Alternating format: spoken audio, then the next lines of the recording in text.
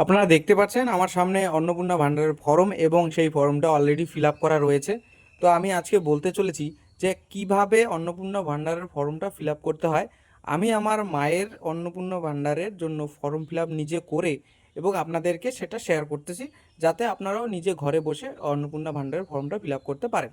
তো প্রথমে পরিবারের প্রধানের নাম, হেড অফ দ্য ফ্যামিলি, আমার বাবার নাম।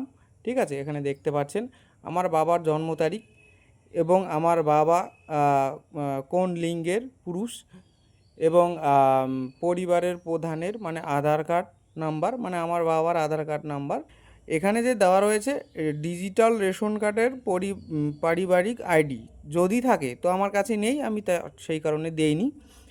এবং পরিবারের এই যে 6 নম্বর ঘরে দেখেন পরিবারের সদস্য সংখ্যা।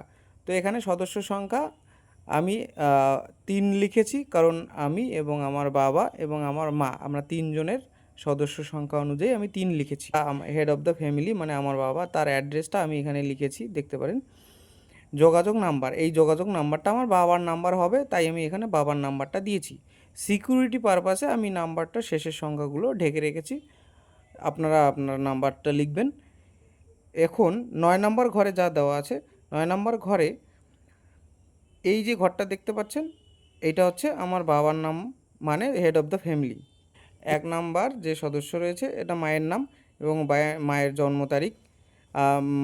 মা হচ্ছে আমার ফিমেল, কোন লিঙ্কের। আর মায়ের সঙ্গে মানে হেড অফ দ্য ফ্যামিলির সঙ্গে পরিবারের প্রধানের সঙ্গে কি সম্পর্ক, আমার মা এবং বাবা, তার মানে হচ্ছে ওয়াইফ, এবং মায়ের আধার কার্ড নাম্বার। এবং দ্বিতীয় নম্বর সদস্য হলো আমি, এখানে আমার নাম লেখা রয়েছে, জন্ম তারিখ লেখা রয়েছে, মেল ফিমেল লেখা আছে। এখানে একটা জিনিস যেটা ভেরি ভেরি ইম্পর্টেন্ট, এটা একটু ধ্যান রাখবেন। অন্নপূর্ণা যোজনার জন্য আবেদন করা হচ্ছে, তাহলে এই যে দেখো হেড অফ দ্য ফ্যামিলির সাথে সোজা গিয়ে এখানে হ্যাঁ লেখানো আছে। যদি হেড অফ দ্য ফ্যামিলির যদি কেউ মহিলা হয়ে থাকে, তিনি যদি অন্নপূর্ণার আবেদনকারী হয়ে থাকে, তাহলে এখানে টিক চিহ্নতে হ্যাঁতে টিক চিহ্ন দিতে হবে। এবং আমার মা যেহেতু এখানে অন্নপূর্ণা ভাণ্ডারে আবেদনকারী, সেই কারণবশত একদম সদস্য 1 মানে এখানে এখন আমি টিক চিহ্ন দিয়েছি, বাকি ঘরগুলো ফাঁকা রয়েছে, কারণ আমরা দুজনেই আবেদনকারী নই। এবং দ্বিতীয় পাতায় আমরা দেখব পরিবারের প্রধানের সঙ্গে সম্পর্ক। প্রধানের সঙ্গে সম্পর্ক আমার হচ্ছে সন, এবং আমার আধার কার্ড নাম্বার এখানে লেখানো রয়েছে। এবং 10 নম্বর ঘরে যা লেখানো হয়েছে, পরিবারের প্রধান এবং পরিবারের সকল প্রাপ্তবয়স্কের অ্যাকাউন্ট নাম্বার দিতে হবে। তো এখানে বাবার নাম্বার মানে হেড অফ দ্য ফ্যামিলির ইকো ব্যাংক এবং অ্যাকাউন্ট নাম্বার আইএফসি কোড। দ্বিতীয়তে আমার মায়ের state bank of India account number IFC code. দ্বিতীয় নম্বর সদস্য union bank account number IFC code. এবার আসলাম 3 নম্বর পেজে, epic head of the family এবং সকল প্রাপ্তবয়স্কের সদস্য ভোটার তালিকা অংশ নাম্বার সহ। এখানে এপিক নাম্বার দিতে হবে, মানে ভোটার কার্ড নাম্বার দিতে হবে। এখানে হেড অফ দ্য ফ্যামিলির ভোটার কার্ড আমি নাম্বার দিলাম। বিধানসভা কেন্দ্র এবং অংশ নাম্বার। বিধানসভা কেন্দ্র হচ্ছে আমাদের কোচবিহার দক্ষিণ, অনেকের কোচবিহার উত্তর হবে, অনেকের হবে দিনহাটা, অনেকের মাথাভাঙা, অনেকের মেকলিগঞ্জ হবে, আলাদা আলাদা জায়গায় আলাদা আলাদা হতে পারে। তো আমাদের এখানে হচ্ছে পার্ট নাম্বার মানে বুথ নাম্বার এখানে দিয়েছি। বাকিগুলো সব ভোটার কার্ড নাম্বার এবং আমাদের যে বিধানসভা আমি দিয়েছি, দেখতে পারেন। আর এখানে আসলাম 12 নম্বর বিভাগ। বিভাগ বলতে এসটি এসসি ওবিসির মধ্যে যারা আওতায় পড়ে, আমরা ওবিসির আওতায় পড়ি, তাই আমি ওবিসি এখানে দেওয়ানো রয়েছে। হ্যাঁ, 6 নম্বর বিভাগে রয়েছে রেশন কার্ড খাদ্য ভর্তুকি। 1 নম্বরে রয়েছে আপনার কি ডিজিটাল রেশন কার্ড আছে। এবার এখানে প্রশ্ন উঠতে পারে যে ডিজিটাল রেশন কার্ড কাদের কাদের থাকতে পারে। এখানে দেখো, এখানে লেখা আছে 2 নম্বরটা আগে লক্ষ্য করো, তারপরে 1 নম্বরের কথাটা বলছি। যদি হ্যাঁ হয় তবে কার্ডের ধরন উল্লেখ করুন। তার মানে হচ্ছে এখানে দেখো, যদি হ্যাঁ হয় তার মানে ডিজিটাল রেশন কার্ড হ্যাঁর মধ্যে কোন কোনগুলো পড়তেছে, এই মধ্যে যদি কারো যদি রেশন কার্ড পড়ে থাকে তাহলে এটা হ্যাঁ হবে, অবশ্যই হ্যাঁ হবে। আমি এই যে দেখছেন হ্যাঁ দিয়ে দিলাম, এটাতে ক্রস করে দিলাম, কারণ এটা আমাদের না হবে।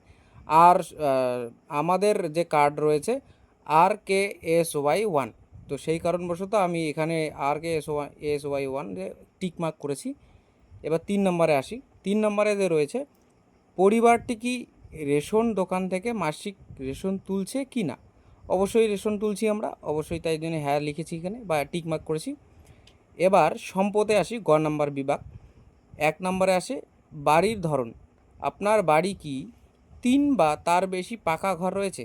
যেহেতু আমাদের 3 বা 3টার বেশি পাকা ঘর নেই, সেই কারণবশত আমি না লিখেছি।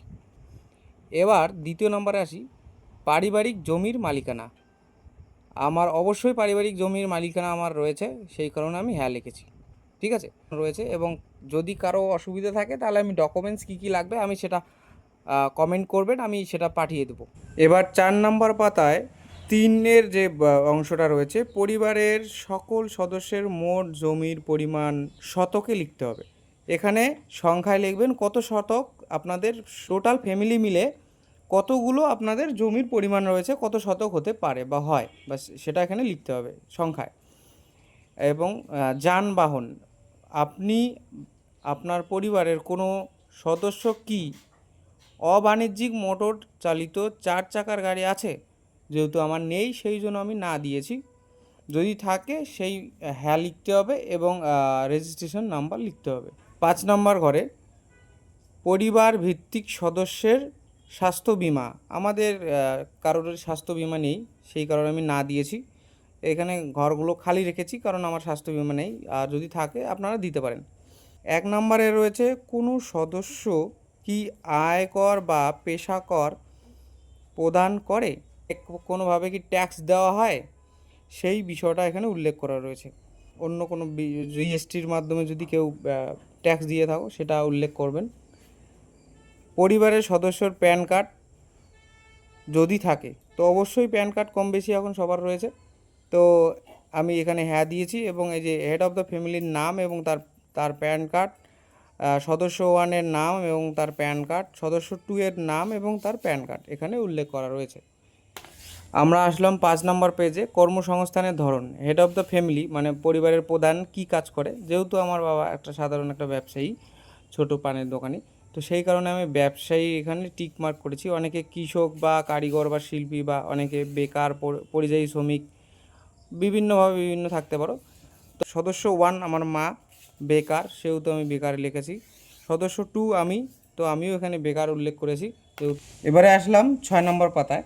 সো আমি এই যে 4 নম্বর ঘরে গেলাম, 4 নম্বর ঘরে লেখানো রয়েছে পরিবারের শিক্ষিত প্রাপ্তবয়স্ক সদস্যের সংখ্যা এবং পরিবারের অশিক্ষিত প্রাপ্তবয়স্ক সদস্যের সংখ্যা উল্লেখ করতে বলছে। তো এখানে প্রাপ্তবয়স্ক সদস্য যে রয়েছে শিক্ষিত, সেটা আমার হচ্ছে 2, আর 1 হচ্ছে মানে অশিক্ষিত প্রাপ্তবয়স্ক সদস্য। তো পরিবারের প্রধান যে রয়েছে তিনি শিক্ষিত। আমার সর্বোচ্চ শিক্ষাগত যোগ্যতা এখানে উল্লেখ করতে বলেছে, তাই আমার বাবা যে রয়েছে 7 পাস আমি উল্লেখ করেছি। সদস্য 1 যে রয়েছে তিনি অশিক্ষিত, তাই আমি এখানে টিক মার্ক করছি অশিক্ষিত, এখানে কিছু হবে না। সদস্য 2 মানে আমি শিক্ষিত, আমি সাধারণত বিএ পাস, সেই কারণে আমি বিএ লিখেছি। নম্বরে আসলাম 7 নম্বর পেজ। 5 নম্বরে রয়েছে কোনো সদস্য কি কোনো সাংবিধানিক পদ, মন্ত্রী, সংসদ, বিধায়ক, পৌর স্থানীয় সংস্থা এবং পঞ্চায়েতের সংস্থার প্রাক্তন বর্তমান ধারক। মানে কোনো সদস্য কি মন্ত্রী, প্রধান, পঞ্চায়েত যদি থাকে বা হয়েছিল কোনো দিনও, তাহলে হ্যাঁ লিখতে হবে। মানে তোমার পরিবারে যদি 5টা মেম্বার হয়, কোন মেম্বার কত নম্বরে হয় সেই নাম্বারটা এখানে লিখতে হবে। ঠিক আছে, এখানে 6 নম্বরে আছে কোনো সদস্য কি সরকারি পেনশনভোগী। যেহেতু আমার একজন আছে বাড়িতে, সেই কারণে আমি হ্যাঁ লিখেছি। আর যিনি সরকারি পেনশনভোগী তার সদস্য নাম্বার বলতে আমার হেড অফ দ্য ফ্যামিলি হবে, আমি সেখানে হেড অফ দ্য ফ্যামিলি লিখেছি। হ্যাঁ, 7 নম্বরে যেটা রয়েছে কোনো সদস্য কি জিএসটির অধীনে নিবদ্ধ রয়েছেন।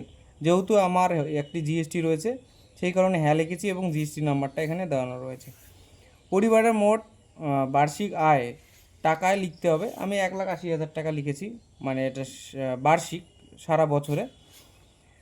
সিএএ আবেদনের বর্তমান অবস্থা যদি থাকে, তো আমরা কেউ সিএএ আবেদন করি না, সেই কারণে প্রযোজ্য নয়।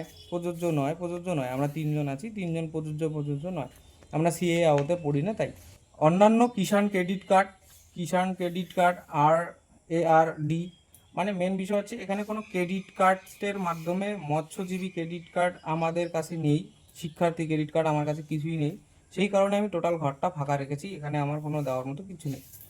ঠিক আছে। এবং 3 নম্বর, যদি এসআইআর 2026-এর নাম বাদ পড়ে তবে মামলার ট্রাইব্যুনালে বিচারাধীন কিনা। অবশ্যই আমরা বিচারাধীনের মধ্যে নেই ট্রাইব্যুনালের। আর যারা যদি থাকো তাহলে হ্যাঁ লিখতে পারেন। প্রযোজ্য নয় আমি লিখেছি, আমাদের যে কয়েকজন আছে সবারই আমরা প্রযোজ্য নয় লিখেছি। এখানে শিশুর মানে পরিবারে যদি কেউ শিশু থাকে, যারা এখনো পড়াশোনা করতেছে, শিশু কোনো সদস্য থাকে, তাহলে এখানে শিশুর ডিটেলসটা দিতে হবে, কোন ক্লাসে পড়ে, কোন বিদ্যালয়, এখানে অপশান দেওয়া রয়েছে, তারা এখানে দিতে পারেন। সরকারি, বেসরকারি, মাদ্রাসা, অন্যান্য বিবরণ দেওয়া রয়েছে, এটা দিতে পারেন। শিশুদের টিকাকরণের বর্তমান অবস্থান মানে হচ্ছে যদি কোনো শিশু থাকে, সে কোনো টিকাকরণের বর্তমান অবস্থান রয়েছে কিনা, সে টিকাকরণ দিয়েছে কিনা, শুরু হয়েছে কিনা, সেখানে হ্যাঁ বা না দিবেন। ঠিক আছে।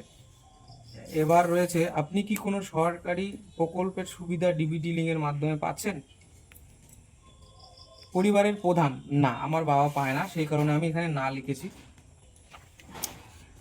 সদস্য নম্বর 1 মানে আমার মা পায়, সেটা হচ্ছে লক্ষ্মীর ভাণ্ডার, সেই কারণে আমি এখানে লিখেছি, প্রকল্পের নাম এখানে লেখানো রয়েছে। সদস্য নম্বর 2, হ্যাঁ আমরা পাই, মানে আমি যুবসাথী পেয়েছিলাম, সেই কারণে আমি এখানে যুবসাথী লিখেছি। এবার আসলাম আমি 12 নম্বর পাতায়। 12 নম্বর পাতায় ওই একই, আমি এই মর্মে ঘোষণা করছি যে উপরে তদন্ত তত্ত্ব আমার জ্ঞান ও বিশ্বাস অনুযায়ী, মানে এই বিষয়টা হচ্ছে কি, এখানে শেষের পাতা, এখানে একটা টিক চিহ্ন দেবেন সম্মত। শেষের পাতায় আসি, এই যে এখানে পরিবারের প্রাপ্তবয়স্ক যে কেউ এখানে একটা সিগনেচার করতে হবে। পরিবারের প্রাপ্তবয়স্ক যে কেউ এখানে একটা সিগনেচার করতে হবে, সে আবেদনকারীও হতে পারে বা হেড অফ দ্য ফ্যামিলিও হতে পারে, এখানে সিগনেচার করতে হবে। আর এই ঘরটা খালি রাখতে হবে, এটা হচ্ছে সরকারি যারা